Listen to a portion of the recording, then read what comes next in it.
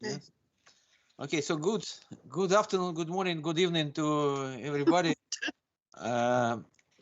We are launching our session, which is devoted to the future of science and technology and its social dimension. First of all, let me welcome everybody here at our session. First of all, our speakers from Madrid now, and from Tokyo and from Moscow, of course. So during the last years, we see the increasing attention paid to the problem related to human development and societal development. We evidence the evidence of this increase. We have seen during the last couple of years, during this hot times for all humanity, and we saw in more acute form many problems related to human beings and to the society. They are related to inequality, including inequality in access to new technologies and many other issues which are now a subject of studies and subject of research. And the Forsaight studies are also moving towards studying human beings, human enhancement, physical and intellectual enhancement. It includes education, work, and of course health and life of human beings as such. So our session today will be devoted to social aspects of future of science and technology. We'll have 4 presentations today. I wanted to mention, by the way, that we are our symposium is included in the annual April conference devoted to social studies, and it's also is under the auspice of Human Capital Multidisciplinary Research Center. It's a new initiative, and it was a big competition, and High School of Economics together with 3 other institutes won this competition, and we start this big work for next 6 years. So this session, I hope, will contribute to the study of human capital, and so we can start now. I will ask our presenters to spend 15 minutes, not more, for their presentation, so that we have 5 minutes for questions and answers, and after that we will have some time for discussion. So everybody can ask questions either by chat within our Microsoft Teams, or by chat in the YouTube channel. We'll be managing to arrange it in such a way that presenters might see these questions and answer them. So our first presentation will be made by Anna Grebenyuk, and it will be devoted to please make your slides available. Yeah. Devoted to results of our recent work related to identification of key trends related to human capital, and how science and technology might serve a driver of human capital development. So Anna, the floor is yours. Please go ahead. Thank you a lot. Good afternoon, dear colleagues. If you don't mind, I will speak in Russian, so you can use VerSpeak for translation. Okay. В рамках сегодняшней презентации я расскажу о результатах проекта по анализу ключевых научно-технологических областей, влияющих на развитие человеческого потенциала. Сначала я хотела бы кратко представить вам методологию проекта. Нами был проведен анализ 6 ключевых направлений в области развития человеческого потенциала. Это здоровый образ жизни и правильное питание, медицина, активное долголетие, благоприятные условия труда, комфортная образовательная среда и безопасная окружающая среда и инфраструктура. В рамках каждой из 6 рассматриваемых областей проводился анализ глобальных трендов, в соответствии с которыми затем были выявлены ключевые научно-технологические направления. Методология исследования включает в себя интеллектуальный анализ больших данных с использованием системы IFOR, которая содержит свыше 400 миллионов документов. Это и научные публикации, статьи профильных СМИ, патенты, гранты, отчеты и другие документы. Также результаты были уточнены и валидированы с участием экспертов. Итак, каким будет человек будущего, человек 21 века? Он ответственно подходит к своему здоровью, он носит устройство для мониторинга показателей организма и находится на постоянной связи со своим лечащим врачом. Он придерживается здорового образа жизни, соблюдает диету на основе геномных данных или исследований микробиома, занимается спортом по персонально разработанной программе, используя датчики для анализа эффективности тренировок. Человек в будущем может использовать бионический протез или искусственно выращенный орган в случае необходимости, а также стимулировать свою когнитивную активность с помощью чипа-импланта. И реализация такого образа будущего, который я нарисовала, требует в первую очередь технологических решений. Прежде всего, на развитие человеческого потенциала будут влиять биотехнологии и медицинские технологии, также технологии в области транспорта и энергетики, но наибольшей трансформационной силой обладают цифровые технологии, которые затрагивают и меняют все сферы жизни человека. Наиболее перспективные области в этом контексте перечислены на слайде, и именно эти технологические направления будут определять возможности для жизни человека в будущем. Дальше я хотела бы сосредоточиться на результатах исследований, перейти к первому направлению. Это здоровый образ жизни и правильное питание. Слева на слайде вы видите карту ключевых разработчиков по каждому направлению, которые мы как раз сформировали по результатам интеллектуального анализа. Спрос на технологии в этой области определяет ключевые поведенческие факторы, влияющие на повышение уровня заболеваемости и смертности. Это гиподинамия и неправильное питание. И технологии призваны как раз ответить на это вызовы. В первую очередь это технологии функционального персонализированного питания, синтетические продукты питания и альтернативные технологии получения белка. Помимо этого наблюдается активное развитие носимых технологий, как в формате самостоятельных устройств, так и в виде умной одежды и обуви, которые позволяют контролировать ключевые параметры организма человека, проводить раннюю диагностику заболеваний и мониторинг критических состояний. Эти технологии работают на профилактику развития болезней и гиподинамии за счет мониторинга вредных привычек и наглядного отображения уровня физической активности человека. Также активно развиваются технологии биохакинга. Это относительно новые направления, которые призваны увеличить продолжительность жизни человека и раскрыть потенциал его организма. Более подробно я хотела бы остановиться на технологиях создания новых источников пищи, которые позволяют удовлетворить растущий спрос на продовольствие, с учетом роста населения к 2100 году нам будет необходимо нарастить производство продуктов питания на 80%. Также они позволяют обойти ограничения традиционного сельского хозяйства, удовлетворить специфические потребности, связанные с распространением вегетарианства и других более гибких пищевых концепций.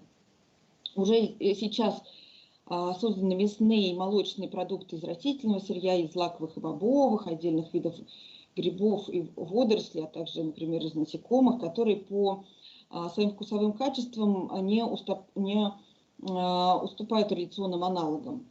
Развитие клеточных технологий и тканевой инженерии позволяет создавать мясо в пробирке, тем самым полностью исключив процесс выращивания и забоя животных. Помимо этого, таким образом, мы получаем биологически чистое мясо без патогенов, которые могут содержаться в организме животного. Создаются геномодифицированные продукты, отличающиеся улучшенной текстурой, вкусом, длительным сроком хранения и другими показателями. Прогресс в области медицины обеспечит прежде всего развитие геномных, клеточных и регенеративных технологий, синтетической биологии и нейротехнологий. Внедрение информационных технологий в здравоохранении обеспечит цифровую трансформацию всей системы. Наблюдается взрывной рост рынка телемедицины, малоинвазивных систем хирургии, робототехнических систем биомониторинга. Все эти технологии позволяют перейти к концепции точной медицины, что предполагает персонализацию терапии и смещение акцента на предупреждение возникновения заболеваний. Прогресс в области геномных технологий обусловит смещение фокуса с лечения болезни на лечение конкретного человека, трансформируя не только процессы разработки, тестирования и назначения лекарств, но и систему здравоохранения в целом. За счет быстро генерируемого большого объема биоданных и новых методов их анализа и интерпретации, в том числе с использованием систем на базе системы искусственного интеллекта, растет понимание связи отдельных генов и их мутаций с рисками развития заболеваний. Генетические данные пациента используются для подбора оптимальных стратегий лечения, и это обеспечит снижение времени и стоимости терапии, сокращение возможных побочных эффектов. Результаты молекулярной диагностики также используются для выявления индивидуальных предрасположенностей и формирования персонального плана для профилактики и терапии. Повышение продолжительности жизни людей привело к увеличению доли пожилых в общей структуре населения и усилило внимание к условиям их жизни, включая доступную инфраструктуру и благоустройство, создание условий для активной жизни, в том числе умственной, физической и социальной активности. В связи с этим развиваются антивозрастные технологии, направленные на увеличение продолжительности жизни, замедление процессов старения, повышение когнитивной активности пожилых людей. Важным блоком являются технологии для независимой безопасной жизни, включающие в себя решения по обеспечению базовых потребностей, таких как гигиена, питание, одевание, технологии мониторинга ежедневной активности, условий проживания, домашней системы безопасности и реагирования. Информационные технологии используются для расширения коммуникационных возможностей и социальной включенности. Отдельно я хотела бы остановиться на ассистивных или вспомогательных технологиях. Их основная целевая аудитория – это как раз одинокие пожилые люди, люди с ограниченными возможностями, больные с хроническими заболеваниями или психическими нарушениями. Они позволяют пожилым людям решать многие повседневные задачи, продолжать жить в домашних условиях, быть более мобильными, участвовать в общественной жизни. Благодаря ассистивным технологиям уменьшается потребность в услугах опекунов, снижается нагрузка на организации системы здравоохранения и социальной поддержки.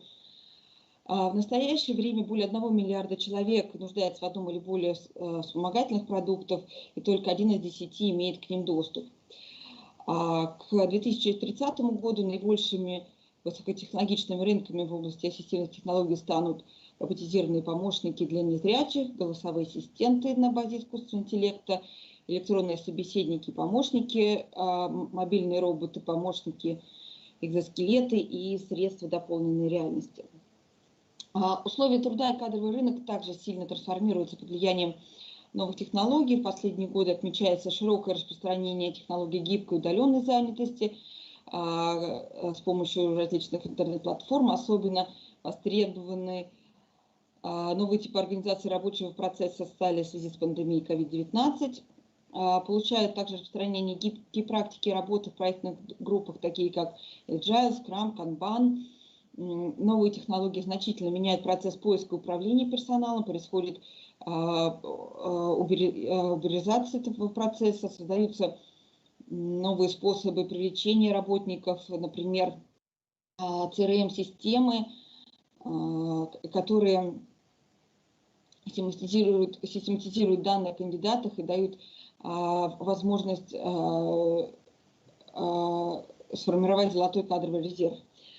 Современное программное обеспечение позволяет проводить аналитику кадровых ресурсов на высоком уровне, в частности, технологии анализа больших данных позволяют в автоматическом режиме оценивать уровень текучки, скорость поиска новых сотрудников для различных позиций и так далее.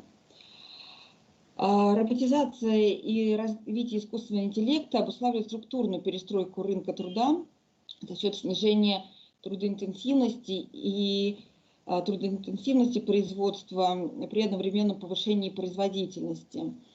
Развитие робототехники, технологий промышленного, интернета вещей и предиктивной аналитики приведут к появлению умных фабрик, которые полностью исключают человека из процесса производства. Цифровизация бизнес-процессов приводит также к сокращению, технологическому усложнению или полному исчезновению ряда традиционных профессий, усиливаются разрывы между кадрами высокой и низкой квалификации. Серьезным социальным вызовом становится проблема дальнейшего использования высвобождающейся низкоквалифицированной рабочей силы. Ключевым драйвером трансформации сферы здравоохранения являются, в первую очередь, информационные технологии.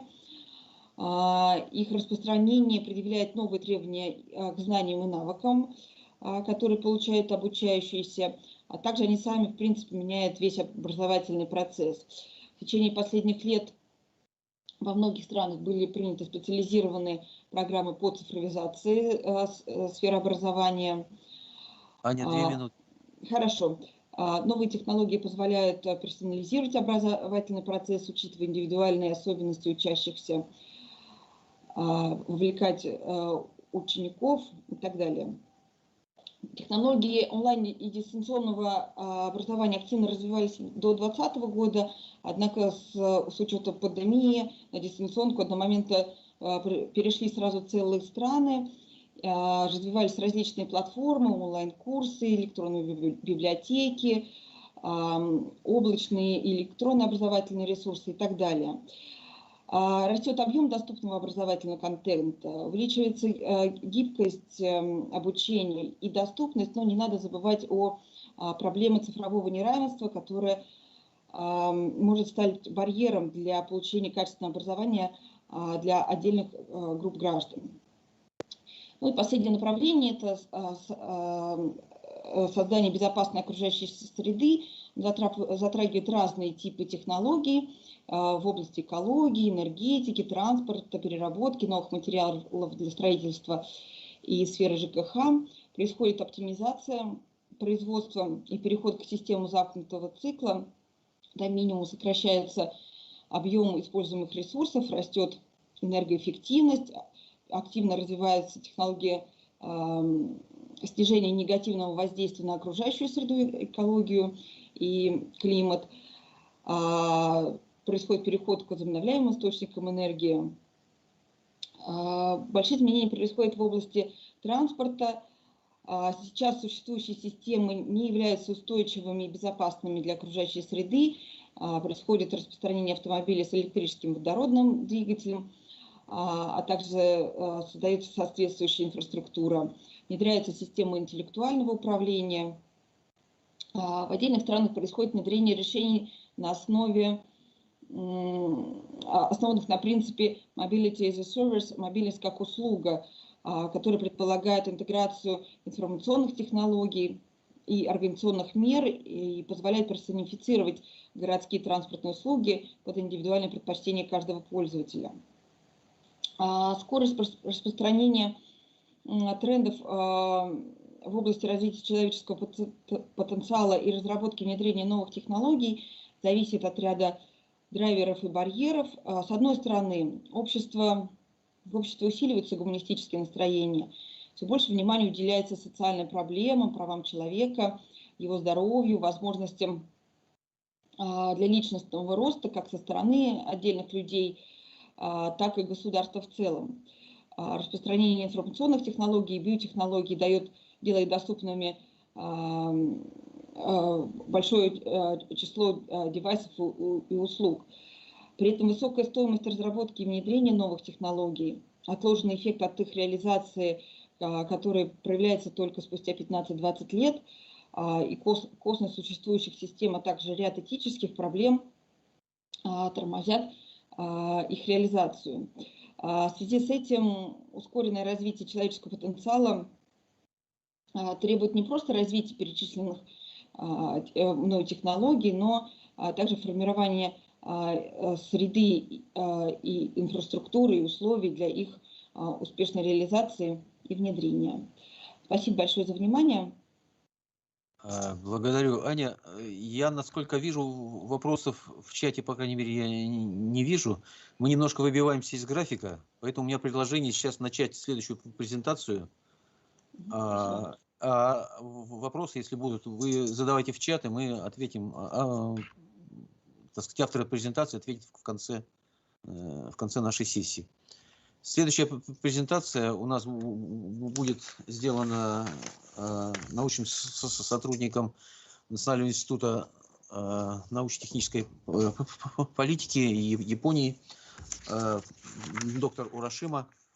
Она будет посвящена результатам 6-11 прогноза научно-технологического развития Японии.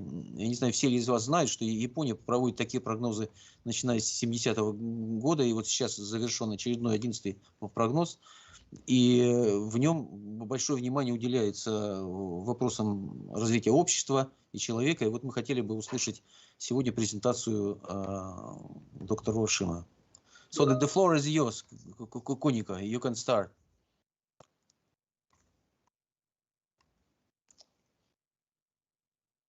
Kuniko, are you with us? Yes, I think so.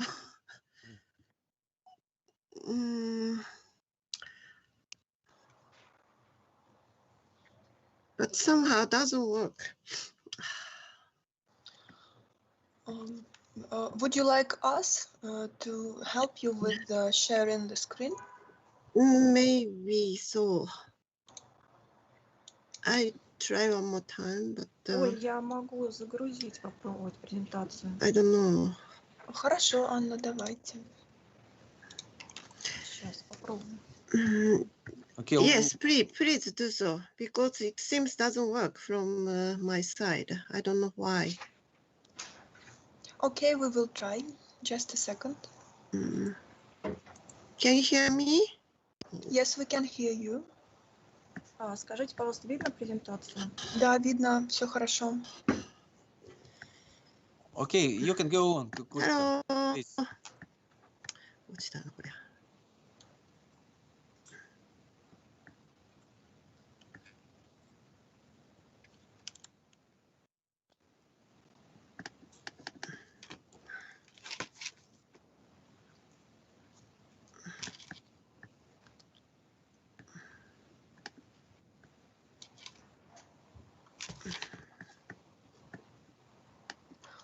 フリーズした。 We see your presentation. Please let me know when to list the presentation. So we show the presentation, Kuniko, we show the presentation from our computer. So you just go ahead and ask to switch the slides when it's necessary, okay? Оля, отключите, пожалуйста, мой микрофон.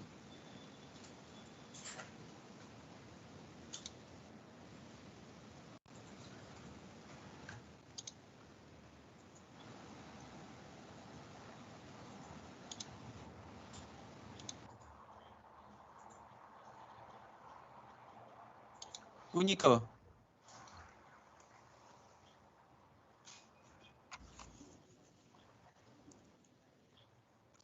Kuniko, can you hear us? We cannot hear you.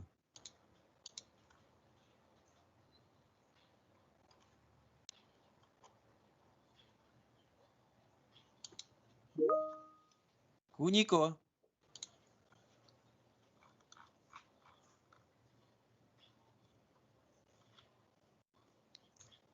Оля, а вы показываете презентацию или кто? Анна показывает. Анна.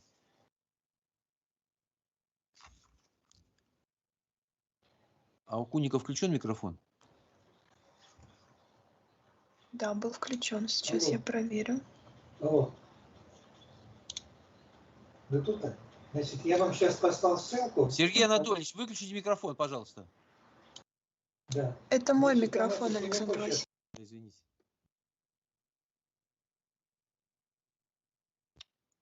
Что там случилось?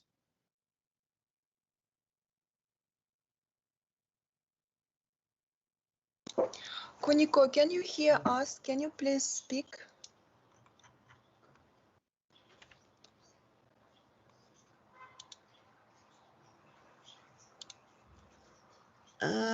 Can you hear me? Yes, we can hear you. Please go ahead. Oh, We are. good. We are Okay, sharing okay. your presentation. We are ready Yeah, to thank you, start. thank you. Yes, okay. Then now I'm start. Yes, you can start. Please go Okay, ahead. thank you. Okay, so sorry for this inconvenience. Today I'm going to talk about how contributed our Foresight survey to the 6th Science and Technology Basic Plan.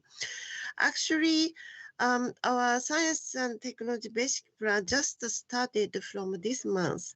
So I'd like to explain two issues today. The first of all, I'd like to explain a history of our basic plan, and also the current 6th basic plan is kind of continuous from the 5th basic plan. So I will explain for this 5th basic plan and also detail of the 6th the basic plan. Okay, next please. Yes, next please. Okay, this is our history of Science and Technology Basic Plan. Actually, we started this basic plan from 1995, and the first one started in 96. So this basic plan is a 5 years plan. So the first one was just we needed to announce that, okay, we are going to determine all our science and technology policy based on this basic plan. Then from the second one, we made a prioritized area, which is life science, materials, nanotechnology, and information and environment. So then the third one also continued from second one, because our basic plan is the target of basic plan is 20 years from that period. So therefore, just 5 years it's nothing to change too much. So therefore, we continue this third one.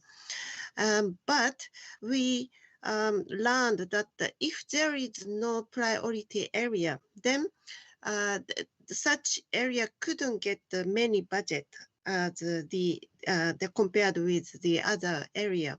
So therefore, for the third one, we still kept the prioritized area, but also we observed not prioritized area such as mathematics, for example, because mathematics is very basic knowledge for everything. Especially now, policy determined based on evidence, which means we need to collect lots of data. So therefore, someone who learned mathematics will be the good candidate of this analyst. So therefore, we observed such a area also. Okay, for then the fourth Science and Technology Basic Plan, which is started from 2011 of April. Actually, not April, September, because in 2011 of March, we got a huge tsunami and disaster. So therefore, we needed to change our plan just before starting this basic plan, because we are following fiscal years, which means our plan started from April, but as I said, we got a huge disaster. So therefore, we needed to rethink about this basic plan. So actually, so fourth science and technology basic plan started September of 2011. And that time, we completely changed our policy, because up to the third basic plan, we enhanced the technology. But from the fourth one, we observed the future society the first. Then, what kind of technology we need to realize such a future good vision. So therefore, we completely changed our policy from the fourth one. And the fifth one, as you know, that we announced the Society 5.0, which is the super smart society. Okay, go to next page, please. Okay, so this is the detail of the fifth basic plan. So as I said, because our situation in 2015, 5 years ago, we learned that our population has been decreasing, and also we are faced on the aging society. So therefore, we must develop very smart society for the future, especially. And also, our population decreasing, which means also we need to reconstruct the university systems, because now we have 780 universities. This is too much. So therefore, we need to change some systems of universities. And now many people is talking about open science and open innovation as well. So this issue also continue to the sixth one. Okay, then also our economic situation was not too good. And so therefore we need to make some venture business, especially based on the universities. So therefore, they call challenging for the new businesses. Okay, then next step has been surveying the Taden, which means it's kind of it's the same question, and we ask the same question every year, same person. Then what is the difference between the last year to this year or so on? So we continued this survey and also Foresight as well. And also, I don't know your country, but our country's PhD student couldn't find a job. So this is a big problem. And again, I said that we have too much universities. So therefore, a PhD candidate doesn't get the academic position at the university. So therefore, we need to think about how to make a PhD course, especially for the economical situation. Okay, next please.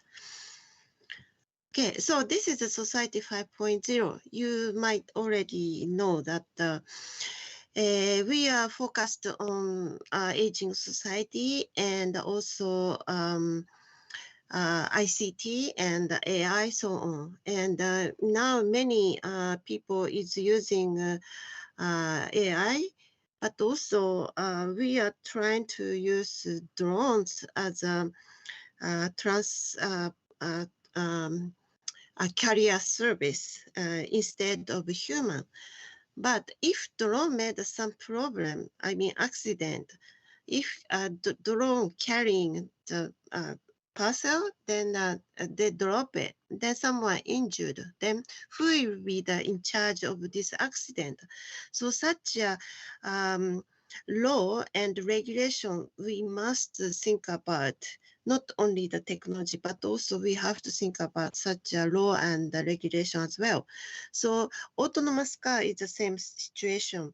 So now our automobile companies such as Toyota, Nissan, Honda is trying to sell the autonomous car, which is pretty good, but still too expensive. But anyway, we need to enhance such a technology for our especially aging society. Okay, next please. So, okay, so now I'm going to talk about the sixth basic plan, which is basically same as the fifth one, but we are more observed social issue, especially when we are saying that the science and technology basic plan, which is not too much included the human and the social science issues. But this time we announced that and we changed the law, which used to be science and technology basic law, but now we added innovation. So now we call science and technology innovation basic law. So which is we are more concerned about human and social sciences. So when we do a Foresight survey, normally we invite only engineer or science people, not the human science issues people.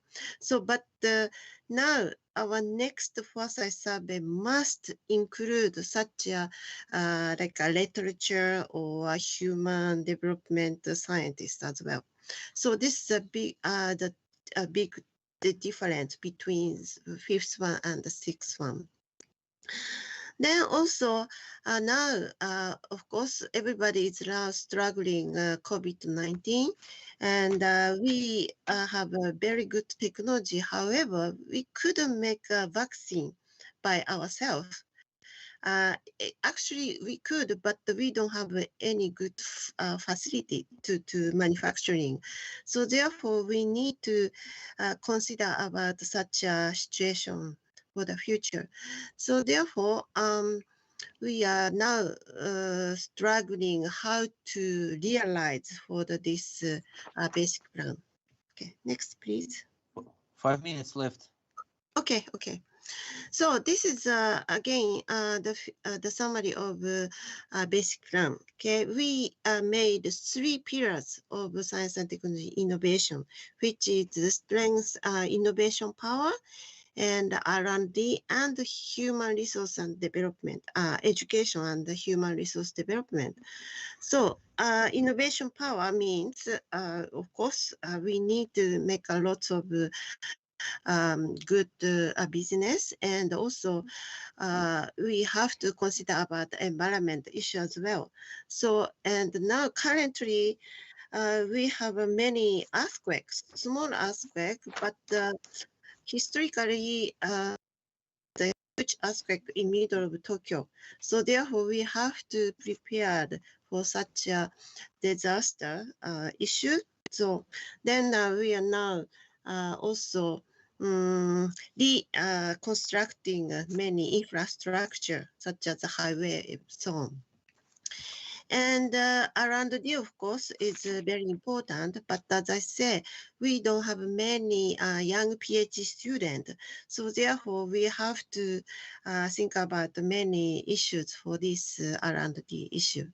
Then education and human resources, because now young people is not too much interested in science and technology because of the maybe STEM education. So we have to enhance this STEM education, especially in Japan, for the elementary school students. So, okay, so then aiming social image. Okay, so this is maybe I will skip. Sorry. So go to next page, please. Okay, so I'm going to talk about a little bit about our 11th Foresight survey. Next, please. Next, please. Okay, thank you. Okay, so our Foresight started in 1971, as you know, and we should celebrate the 50th anniversary, but somehow we couldn't because of this busy season. Okay, so next, please. Okay, so this is our design of 11th Foresight survey. So we had for the horizon scanning and the visioning, and the part 3 Delphi trend, ST trend means we did a Delphi survey. And then part 4 is scenarios. Okay, next please. Okay, next please. Okay, because of the time, so I will skip the some of the slide, but so we made 50 visions and futures. So you can see here. Okay, I will give you this PowerPoint so you can read it later. Okay, next please. Yeah, so this is results of Delphi survey. So we have 702 topics, and each topics can show such data. Okay, next please. And this is a realization technology year and the social year. Okay, next please.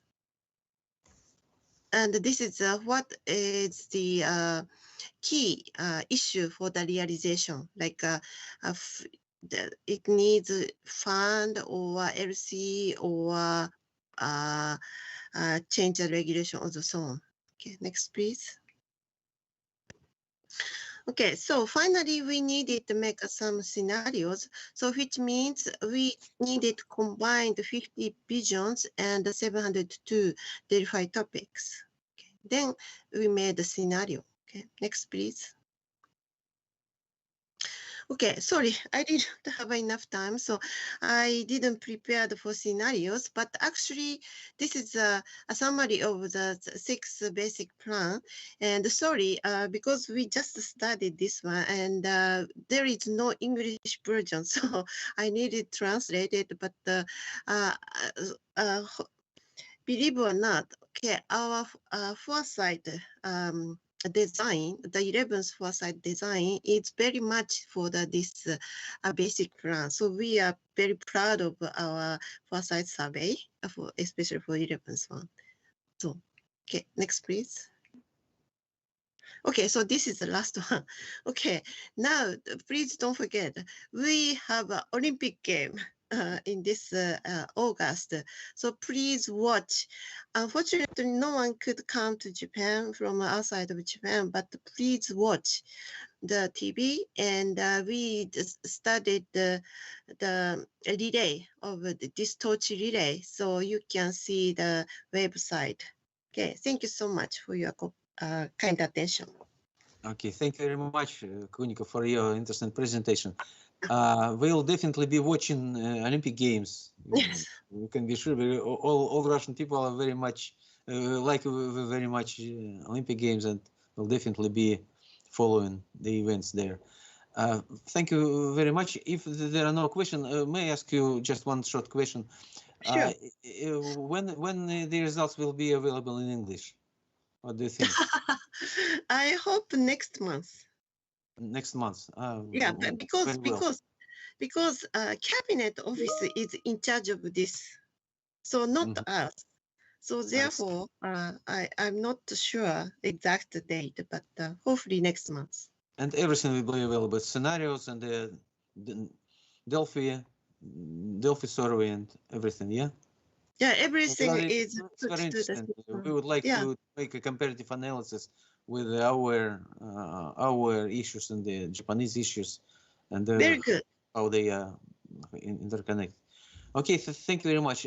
Thank you so much. We are lagging behind the schedule, so yeah, sorry. maybe we'll leave the questions to the end of the session. Now there is a next presentation. It will be made by Kirill Bukhovsky from our institute. It will be devoted to innovative instruments of funding related to social issues in the field of health care. So, Kirill, the floor is yours. Please go ahead. Okay, thank you, dear colleagues. Do you hear me? Can you see the slide? Yes, everything fine. Okay, thank you. So first of all, let me welcome everyone and thank for the opportunity to participate in this conference and to talk about innovative funding instruments for socially important healthcare goals. So, as we all can see, the importance of healthcare and its development increased dramatically through the recent years because of the pandemic and because of increasing of other other diseases and other social tasks that challenges the humankind. And thus, the World Health Organization set it number of sustainable development goals that includes social goals and healthcare goals and economical goals. And the healthcare is an essential part of this project, of this movement. So, universal health coverage was adopted as one of the targets under the Sustainable Development Goal and its third edition to ensure healthy lives and promote well-being for all at all ages. And it includes access to the quality, to essential healthcare services, and to safe, effective, and affordable medicines and vaccines, as well as the protection against financial risk. Besides this, the increase in requirements for healthcare in the recent years also means that the funding should be increased in a very quick and very effective manner, and that results in gaps, especially in low and middle income countries, that is currently estimated almost 400 billion of US dollars. And the prognosis are negative, so they tell this gap can increase even more. And that's the point where the innovative funding comes to spotlight. When we focus on the healthcare goals in Russia, there is a national project, Healthcare, developed to achieve such socially important healthcare goals. It was deployed in 2019, and it's intended to be 5 years long, with a budget of $23 billion. So the two general targets declared by this project is ensuring the sustainable development of the population in Russia and increasing life expectancy. And the milestones are set for a 5-year long period and 10-year long period.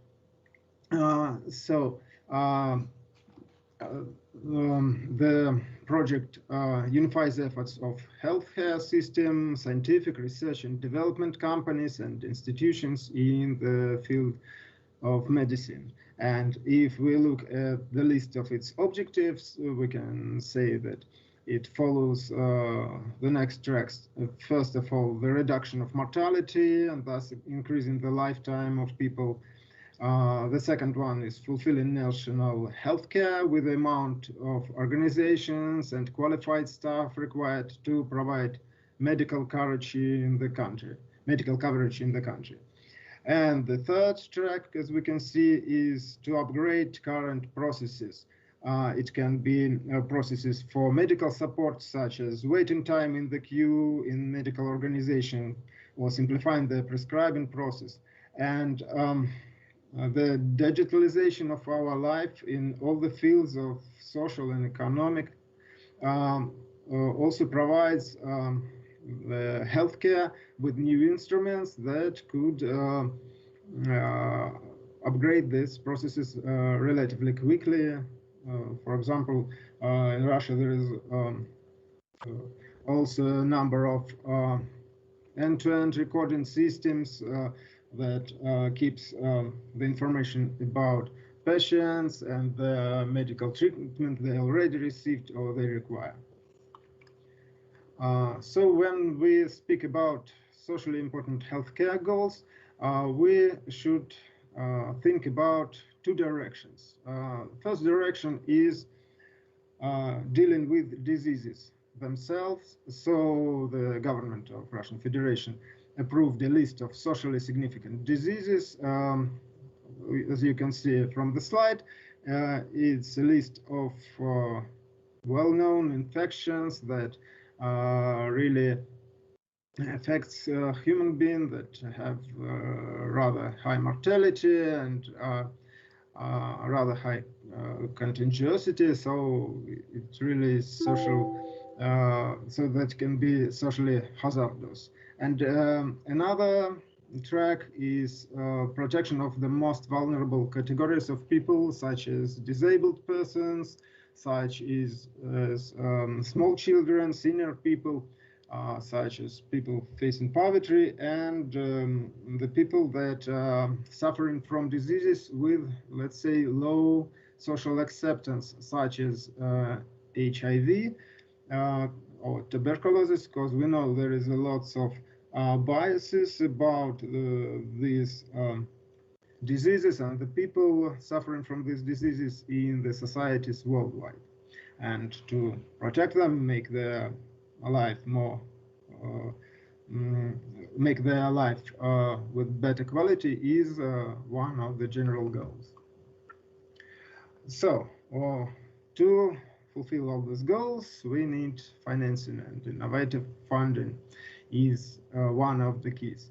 First, let's say about the term itself, because it's widely used nowadays with different meanings. We suppose that innovative funding means all that kinds of financing mechanisms that are used to efficiently raise and deploy new funds for developing aid. It's a range of modern mechanisms to raise additional funds through innovative projects such as mixed contributions, taxes, public-private partnership, market-based financial transactions, and so on. So we use such classification as presented on the slide. Just let me give you a few cases about it. For example, a result-based financing, such as debt swaps, when countries with small budgets can swap a part of their international debt to a similar amount that they will redirect for healthcare goals inside their countries.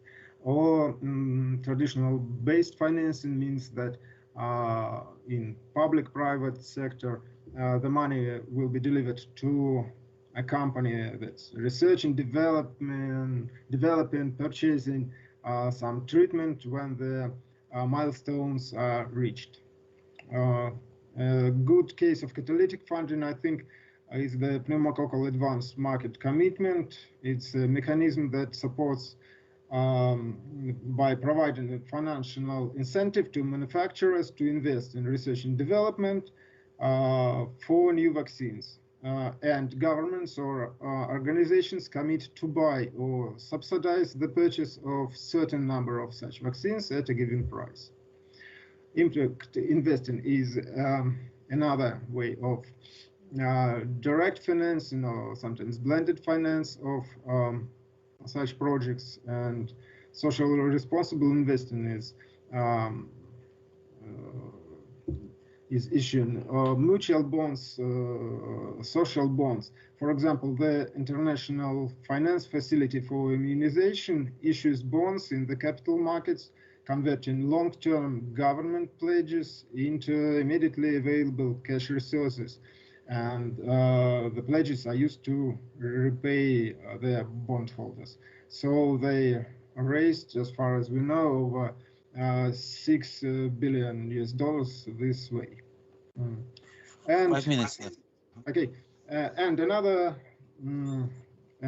class of this is taxation channels beyond well-known earmarked taxes like, I don't know, cigarette tax or alcohol tax.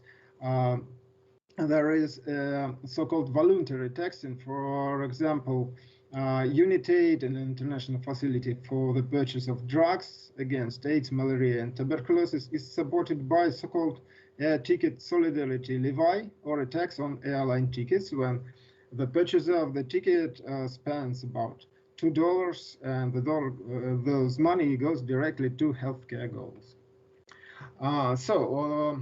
Financial instruments for sustainable development are generally focused on financing mechanisms, and we suppose that in a few years innovational financing will face similar shares, and the financing mechanisms in innovative financing will prevail as well.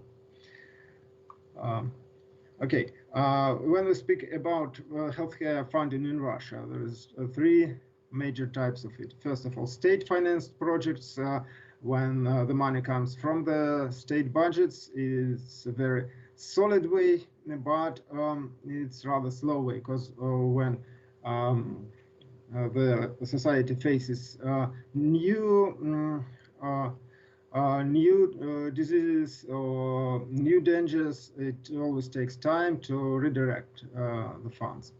Another way is non-profit organizations. It can be state-owned, like Agency for Strategic Initiatives, which launches a number of research and development projects in healthcare, or it can be charitable foundations and trusts with their own goals and supports.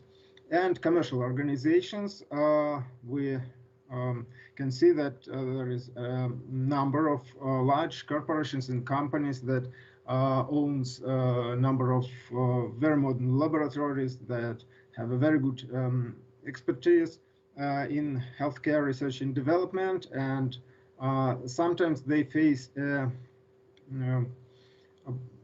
tasks which can be rather low profitable, and that's the field for public-private partnerships and concessions. So when we speak about any project, about funding any project in healthcare, it usually uses two markers to evaluate costs of this project and its medical value. It's daily and quality, disability adjusted life year and quality adjusted life year. And those numbers helps make decisions if the participants should run this project or reconfigure it, and if the state will come into the share, or it will be a commercial financed only. 1 minute. Okay,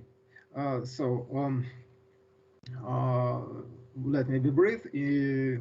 As we can see, the duration of healthy life is a good example of investing money in healthcare goals and systems. We suppose that innovative funding in healthcare will take more and more share of the overall funding market, and the level of spending on healthcare in Russia will also increase.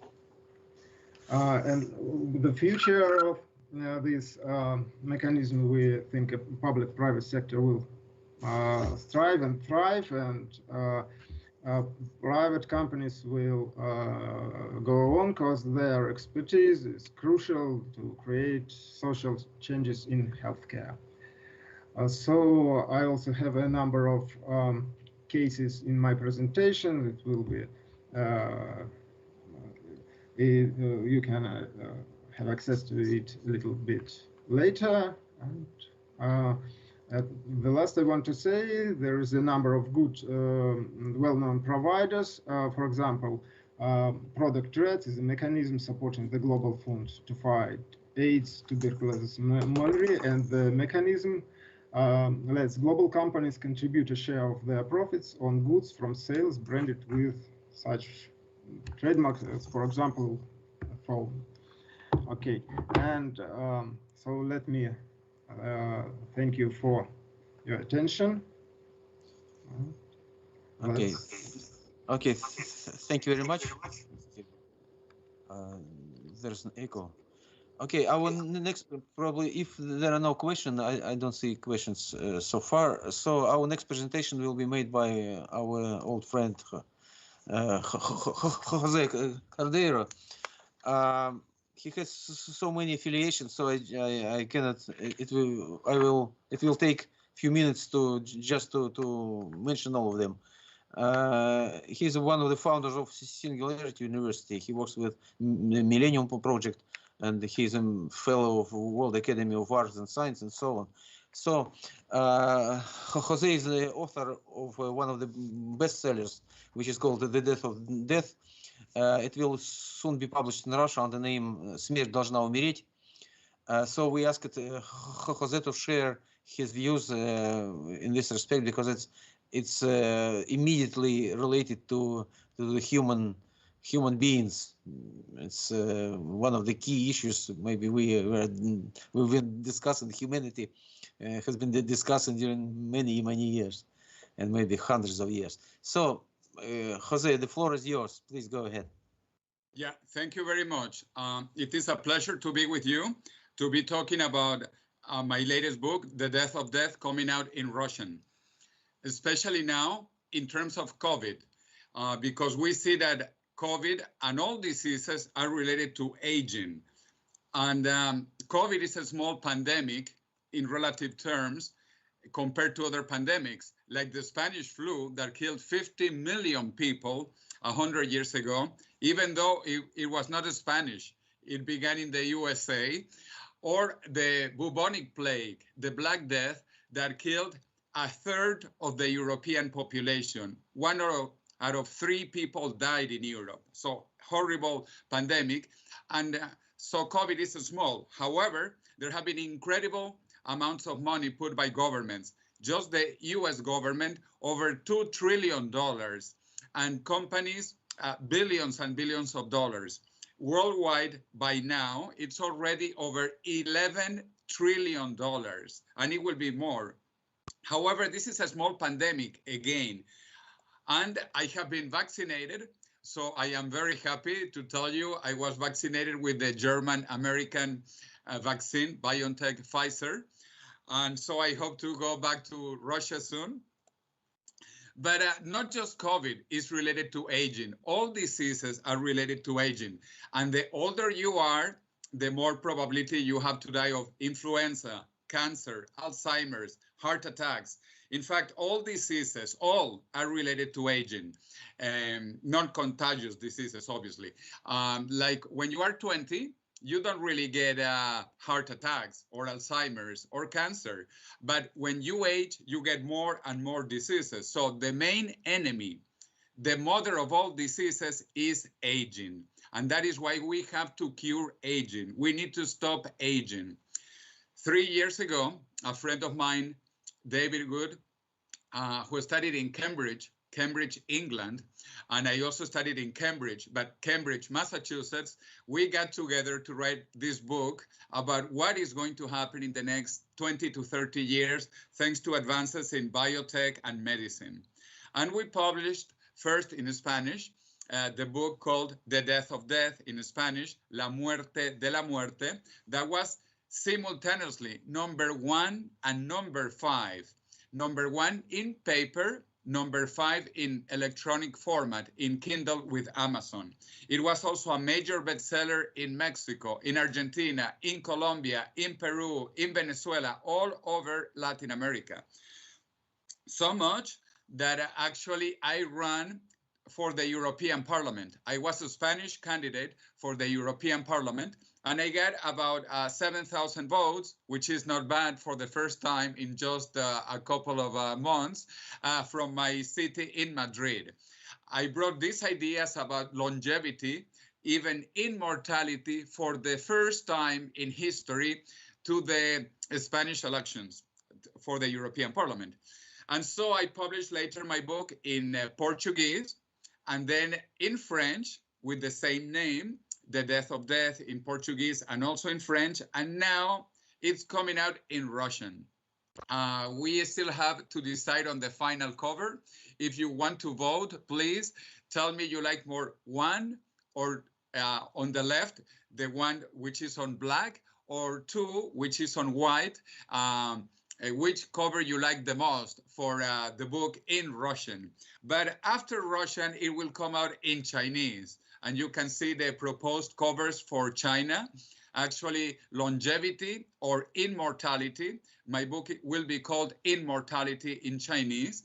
Is a top priority of the government of China. In fact, it is the People's Publishing House in Beijing, founded by Mao Zedong himself, that will publish my book, because longevity and rejuvenation is a national priority for China today, because the population of China will begin declining soon, very quickly, because of the one-child policy.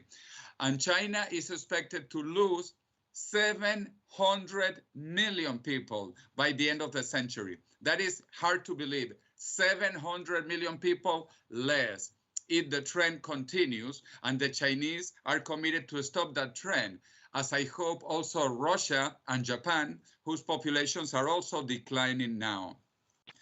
Thanks to people from the Higher School of Economics, like Alex Chulok, I had a fantastic interview that he organized and performed with RBC, Russian Business, and also Alexander Sokolov. I am immortally grateful to you for writing a nice testimonial, a nice sentence for the book in Russian that will be appearing soon. Basically, the idea has to do with the singularity and technological convergence.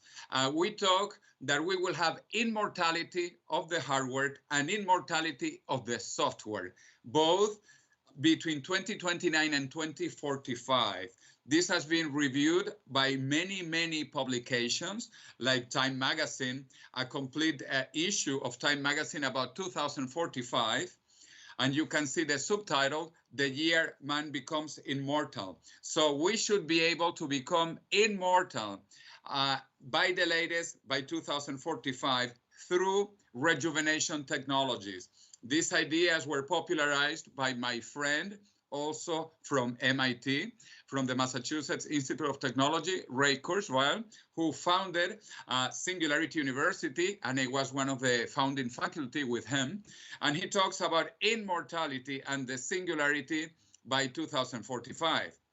He will be releasing a new book this summer called The Singularities Nearer, because he's totally convinced that this will happen at the latest by 2045, because changes keep on happening exponentially, faster, smaller, cheaper, and better. And this is happening in almost all technologies.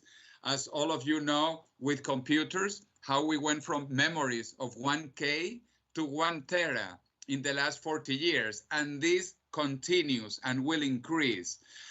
And also, for our brains, medicine, biotechnology, we are talking now about creating a fourth layer of the brain, a neocortex that will give us super intelligence, because the brain is complex, but it can be even more complex, more connected, faster.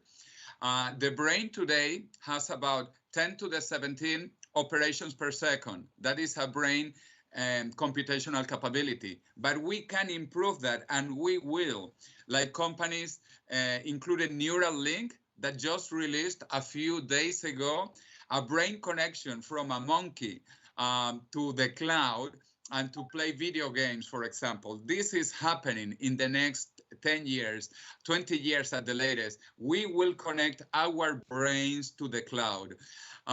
Costs are dropping also in biotechnology, in medicine, at incredibly fast speeds. You can look at the genome sequence that cost over $1 billion, and it took 13 years. And now you can do it for as little as $100 in 1 hour. And this will continue dropping. This is doubly exponential, exponential in cost and exponential in time. And there is also synthetic biology. As people know the first artificial virus was created in the year 2000. Viruses are very small and very simple, including COVID-19. It is possible to create viruses like COVID-19.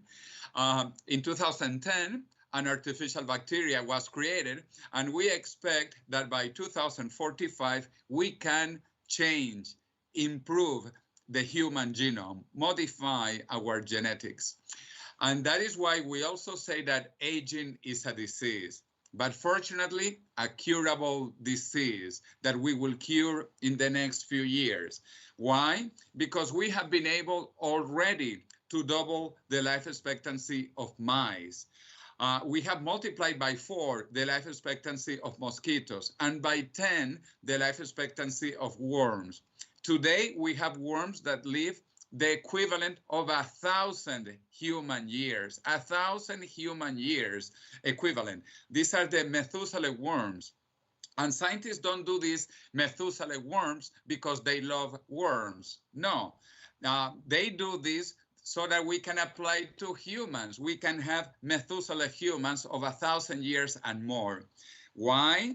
Because we know immortality already exists. Since 1951, scientists discovered that cancer cells are actually biologically immortal. Cancer cells do not age, and therefore they can live indefinitely. In fact, that tumor from Henrietta Lacks, who died in 1951, she died, but her tumor is alive. And that is how we know cancer cells stop aging. There is no aging with cancer. That is what is common in all cancer. There is no aging. Cancer stops aging. So we know already that immortality is possible. And cancer discovered it.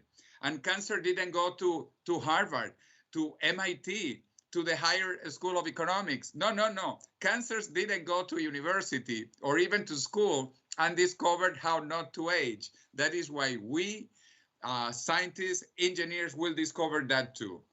Additionally, we know there are also other cells that are immortal, like germ cells. The germ cells that we all humans have, or all organisms, multicellular organisms.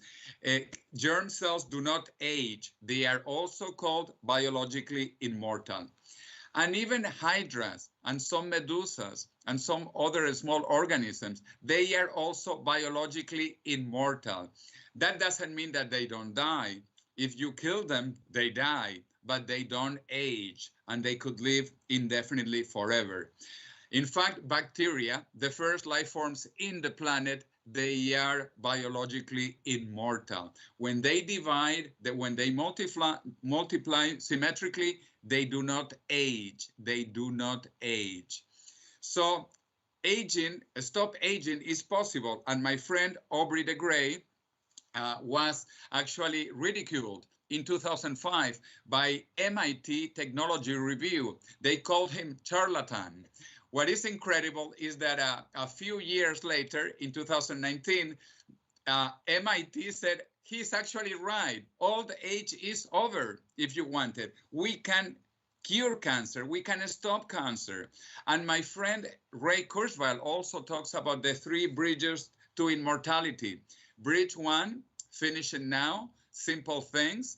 Sleep well, eat well, do exercise, etc., etc. Now bridge 2 with the first biotechnology treatments, and then bridge 3 with the first nanotechnology treatments until we reach artificial intelligence at superhuman levels and immortality in the 2040s. Many magazines, publications are talking about this. Google has declared that they will solve death. That death is a technical problem and it will have a technical solution. And Mark Zuckerberg from Facebook and his wife are donating all their fortune, all their money to cure all diseases, including aging. And Microsoft has said that they will solve cancer. Now that we have sequenced the human genome, we will solve cancer as a computer virus. This will be the largest industry in the world. there is a growing ecosystems of billions and billions, soon trillions and trillions of dollars.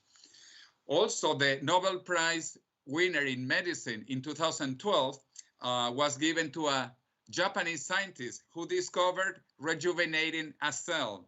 Today, we know that changing a few genes, we can actually rejuvenate cells. This is incredible. This was science fiction 20 years ago, but today we know just changing a few genes, we can rejuvenate cells. So by 2045, I plan to be younger than today. Younger, not older, younger, but not with face up. No, not face up, with biotechnology, with rejuvenation technologies. And so I welcome you all to come to Madrid in October. We are organizing the Transvision Conference about the future. Is the Global Transhumanist Summit in Madrid. And read The Death of Death if you don't want to die. Actually, if you write my book, you are guaranteed not to die. So read the book. It's coming out in the next few weeks in Moscow, all over Russia. And thank you so much. Let's meditate about the future. The future is beautiful, full of opportunities, but there is always yin and yang. So let's look to the bright side, to the future. Thank you very much.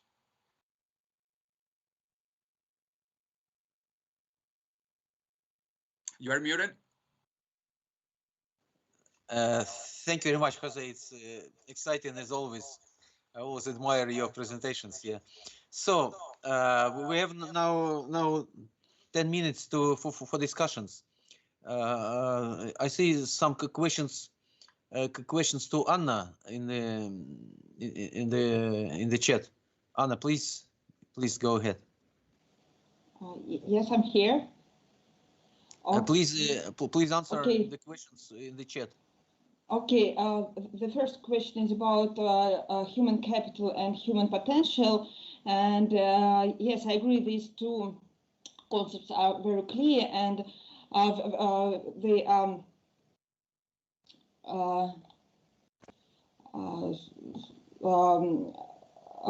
very to each other. And I should say that we analyzed the literature and noticed that even in different fields of science, these concepts have different meanings. But in general, they are very close, and we can use them both. And the second question is about what we will do if robots will work and how we will earn money. Here is 2 points. The first one is about universal basic income, and the second one is that digital and bioeconomy requires not less workers but even more workers. But it imposes more strength requirements and requires highly qualified people, for example, to maintain complex equipment. So I think we will need to work the next decades. Okay, so any more questions to our presenters? I don't see the hands up. Okay, may I ask a question from Jose? Jose, what do you think if it happens and people will be immortal? It will be very different for different nations. For people who has money, who doesn't have money, and it creates a lot of problems. What do you think about this, and how we should be? What should we do to be well prepared to this? Well, first of all, I think this is going to happen, and I want to say it openly. I do not plan to die. Not only I don't plan to die, I plan to be younger in the future because the objective is rejuvenation biotechnology. And there are top scientists in Russia, in Japan, in China, in the USA, Germany, England, in Spain working on this. And it will be free. This is the good thing. It will be free. It will be like the COVID vaccine. The COVID-19 vaccine is given to everybody. And I repeat, if the whole world has mobilized for a small virus, this is not big pandemic like the Spanish flu of 100 years or the Black Plague. This is a small pandemic, and the whole world has mobilized, and the whole world will be vaccinated for free in 1 year. More will be done for Immortality. It will be free. But also let me explain to you why it will be free.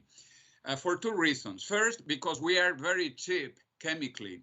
We are basically water bags. We are 70% water, and the other part of our body is carbon, nitrogen, potassium, calcium. We don't cost $100 in raw materials. A human is a machine of $100.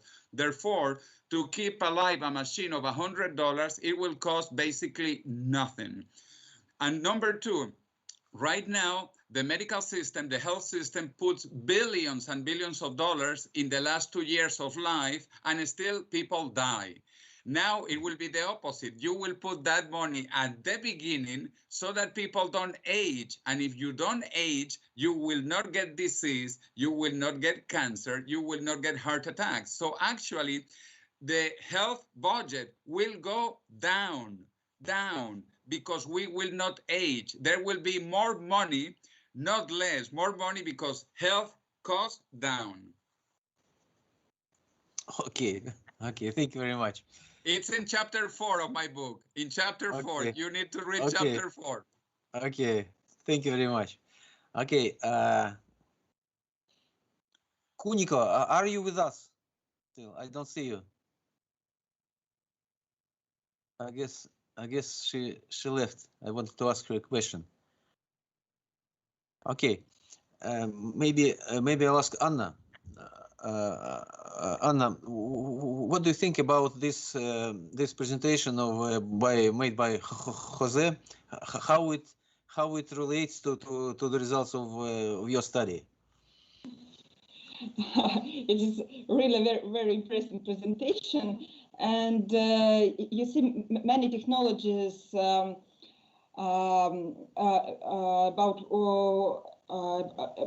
what I said before. Can be used for immortality, and of course I'm not sure that it will in 2045, but I think rather or sooner we will go to mortality. Yes, the only thing I don't like in Jose's presentation is 4 times life of mosquitoes. It is the only thing. Okay, thank you. So I would like to ask you, Kuniko, I know that there are many societal problems in Japan, and people work more and more, and people in Japan work very hard, as far as I know. Yeah. What do you think if artificial intelligence will take care of many works which they have now? What people will do in Japan? Will they work less, or they will still work very hard? And do you have any plans about basic income and this stuff? What your Foresight study tells about this? You're muted, please. It seems you are muted, Kunika. Could you switch on your mic? Can you hear me? Yes, now yes. No, okay. Yeah, okay, thank you. It's good question. Actually, our government announced that we shouldn't work very hardly. So we must reduce the working time. So now it's 40 hours per week, but now it will be 38 to the 37, I guess, and no more overwork. However, this is very different between a young generation and the elder generation. And now many people is staying at home because of COVID-19. And it seems this lifestyle is very good for elderly people, but not young people, because young people is really missing the people and the human. So therefore, it depends on the company and generation. But I feel I'm so happy to stay at home because I can concentrate and that doesn't need to commute. And especially in Japan, the commute time is 1.5 hours. This is the average, especially in Tokyo area. So which means it's going to office and return to the house. It takes 3 hours per day. So which is not, it's just not wasting time, I should say, but people is now staying at home. So people is changing the room at the house, and they make a very small isolated room at the house. So, but I think this lifestyle is maybe it's changing some our social issue as well. So Yeah. Okay, thank you very much. I would like to ask Kirill, because we didn't ask you any questions. What do you think? How the innovative models of funding healthcare should take into account these new developments when people will live much longer? Maybe they will be even younger, and so on. How the whole system might change? Well, I suppose innovative funding will be the only option in such circumstances, because immortality will lead to a huge rise in population on our planet, and so the offer of labor work will also increase, and all these people should have some work, should make some money, should participate in gross domestic product, and so on. And so our society will need new business concepts to make them all work somewhere. And I think innovative funding will be the only way of progress for such a development. Okay. I would like to thank all our people who presented this very nice stuff, and actually it was a great pleasure to see all of you. I hope the next time in autumn, this autumn, we'll have a chance to see each other physically, and not online. And I'd like to thank all of you, to wish you good health and immortality, probably. Yes, to all of you. And I would like to thank also our translators who did their job. Thank you very much, and see you again. I just wanted to tell you we have two more sessions this afternoon, and they will be devoted to Foresight studies, how Foresight should contribute to science technology policy, how they will help to develop new cities, and what is new in Foresight studies. They must be very interesting. So I invite all of you to participate. Jose, you wanted to say something? Oh no, this is just live long and prosper. Live long and prosper. Okay, good. Okay, so thank you very much. Thank you, everybody, and see you on the next sessions. Bye-bye.